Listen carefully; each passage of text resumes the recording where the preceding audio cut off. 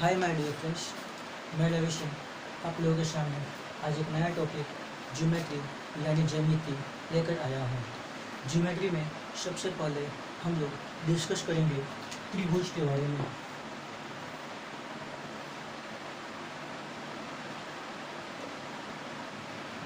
यानी ट्रायंगल।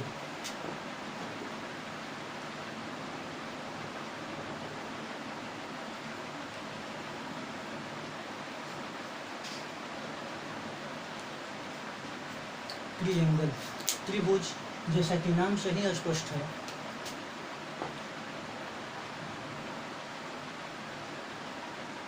तीन भुजा यानी तीन भुजा से घिरी हुई आकृति को त्रिभुज कहते हैं। त्रिभुज में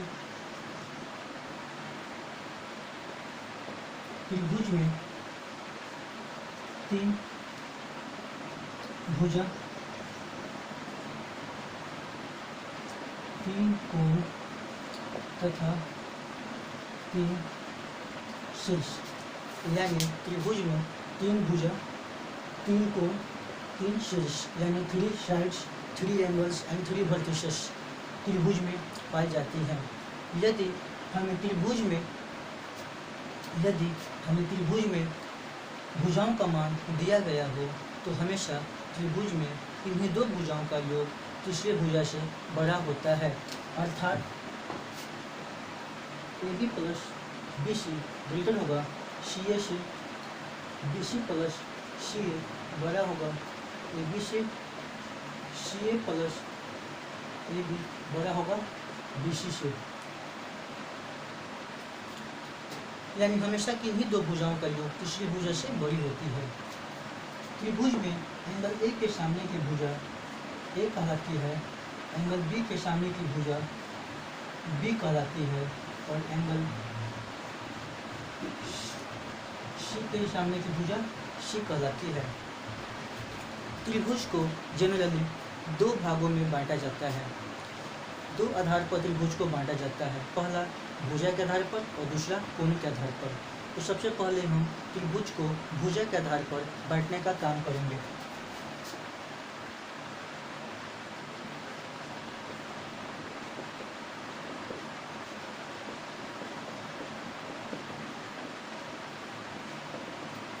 भुजा के आधार पर त्रिभुज का प्रकार यानी types of triangle on the basis of side.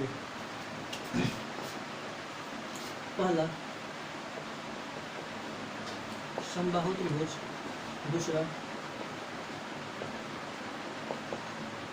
समद्विबाहु त्रिभुज, तीसरा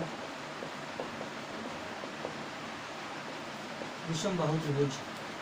समबाहु त्रिभुज यानी इक्विलैटरल ट्रायंगल, समद्विबाहु त्रिभुज यानी आइसोसेलेस ट्रायंगल, विषमबाहु त्रिभुज यानी स्केलेन ट्रायंगल। समबाहु त्रिभुज नाम से ही स्पष्ट है, जिसकी तीनों भुजाएं बराबर हो, यानी समबाहु त्रिभुज में तीनों भुजाएं आपस में बराबर होती है। समद्विबाहु त्रिभुज यानी जिसकी दो भुजाएं आपस में बराबर हो उसे हम समद्विबाहु त्रिभुज कहते हैं। विषमबाहु त्रिभुज वैसे त्रिभुज जिसकी तीनों भुजाएं आपस में भिन्न भिन्न हो उसे हम विषमबाहु त्रिभुज कहते हैं।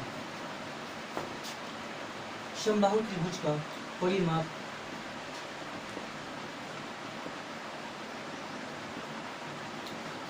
समबाहु त्रिभुज का परिमाप 3 गुना भुजा ए यानी साइड दिया गया है।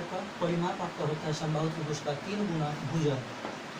समद्विबाहु त्रिभुज में दो भुजाएं आपस में बराबर होती हैं, इसलिए इसका परिमाप 2A प्लस B होता है। विषमबाहु त्रिभुज का परिमाप यानी इसकी एक भी भुजा आपस में बराबर नहीं होती, इसलिए इसकी तीनों भुजाओं का योग ही इसका परिमाप कहलाता है।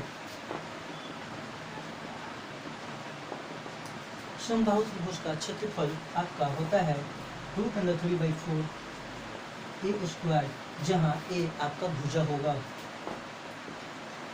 समद्विबाहु त्रिभुज का क्षेत्रफल 1/4 B इंटू 4A² माइनस में B² होता है।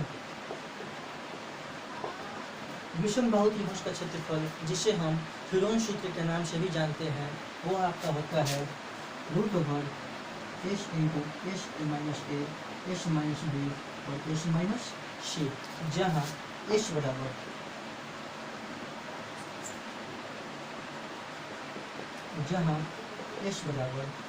ए plus B plus C by 2, इसे हम एस को अर्ध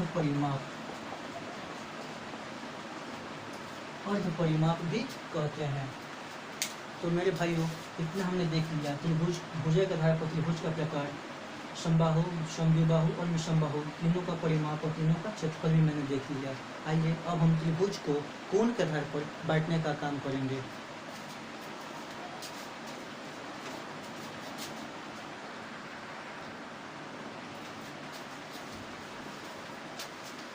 आइए मेरे भाई, अब हम त्रिभुज को कोण के आधार पर बांटने का काम करेंगे।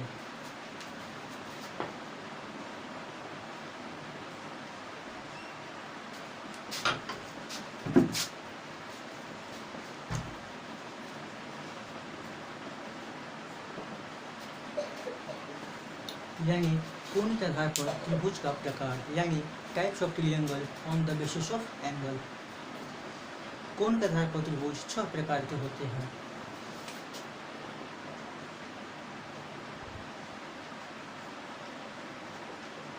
पहला न्यून कोण, यानी एक्यूट एंगल। एक्यूट एंगल यानी न्यून कोण में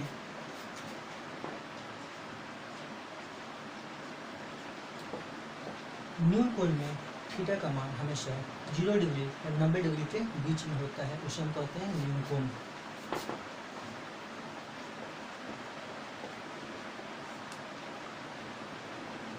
दूसरा आपका होता है समकोण, यानी राइट एंगल। इसमें थीटा का मान हमेशा 90 डिग्री के बराबर होता है। तीसरा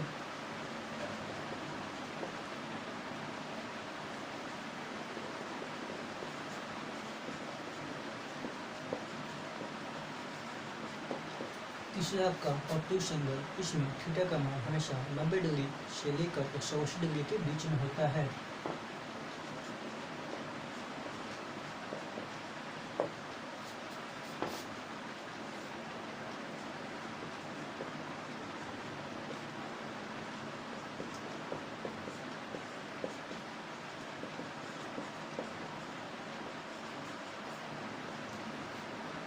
चौथा रिजु कोण, यानी स्ट्रेट एंगल। इसमें थीटा का मान हमेशा 180 डिग्री के बराबर होता है।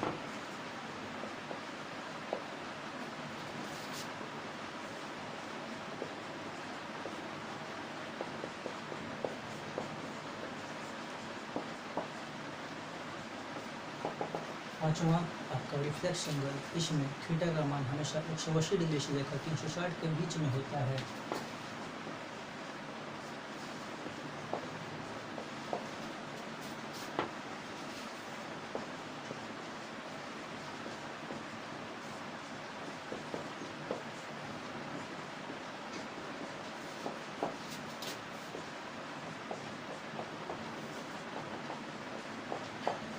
पुनर्युक्त कोण, इसमें थीटा का मान हमेशा 360 के बराबर होता है। आप लोग इतना पढ़ लें। आइए हम लोगों ने इतना देखा और हम तुरंत अब इसके आगे देखने की कोशिश करते हैं। आइए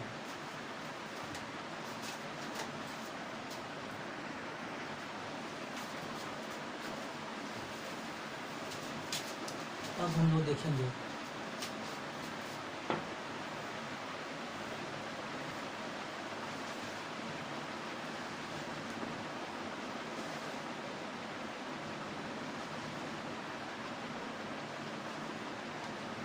माना कि एक और एम दो समानांतर रेखा है, जिसे एक प्रतिच्छेदी रेखा यानी कि छेदी रेखा इसे पॉइंट ओ एवं पॉइंट पी पर काटती है, तो मीन एंगल का निर्माण होता है।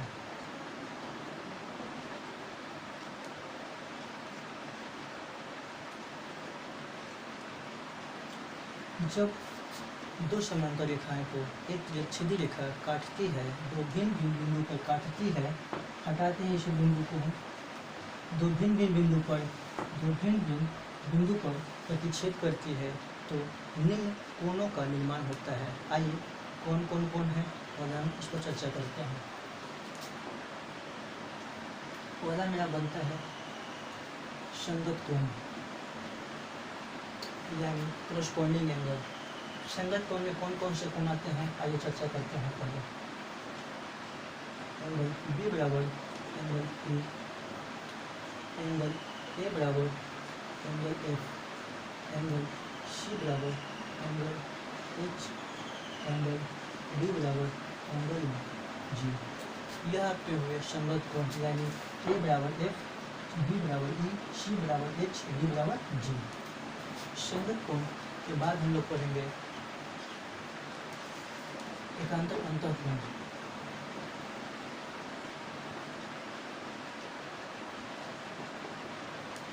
एकांतर अंतःकोण यानी alternate interior angle. Angle D बराबर एंगल ए, एंगल डी बराबर एंगल ए और एंगल सी बराबर एंगल एफ, एंगल सी बराबर एंगल एफ।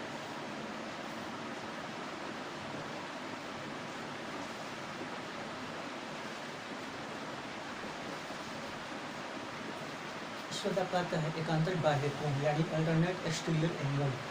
एंगल ए बराबर एंगल एच और एंगल बी बराबर एंगल जी।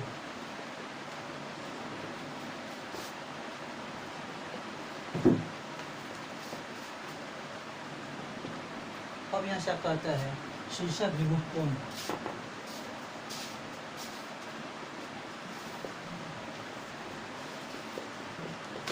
शीर्षाभिमुख कोण यानी वर्टिकली अपोजिट एंगल।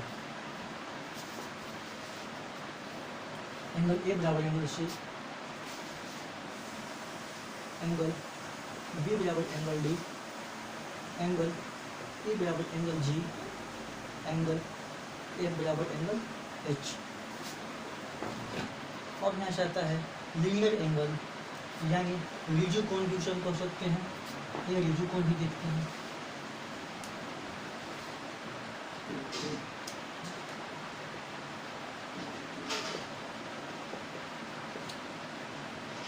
रिजु कोण में हमेशा लगातार दो कोणों का योगफल 180 डिग्री के बराबर होता है, यानी जिसे हम रैखिक युग्म अभिग्रहित भी कहते हैं।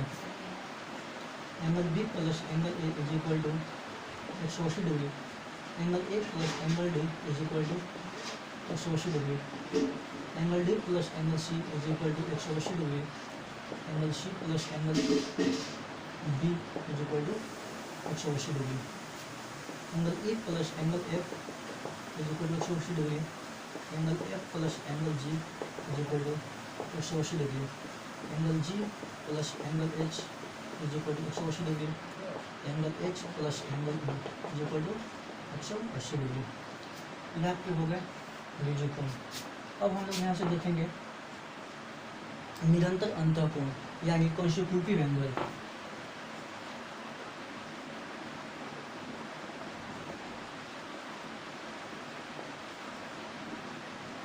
कॉन्सिक्यूटिव एंगल यानी angle C plus angle E is equal to 180 degree और angle D plus angle F is equal to 180 degree. यानी कि जब दो कोण आपस में कटते हैं तो निम्न कोणों का निर्माण होता है। ठीक है, इस वीडियो में आज के लिए बस इतना ही। मिलते हैं फिर अगले वीडियो में।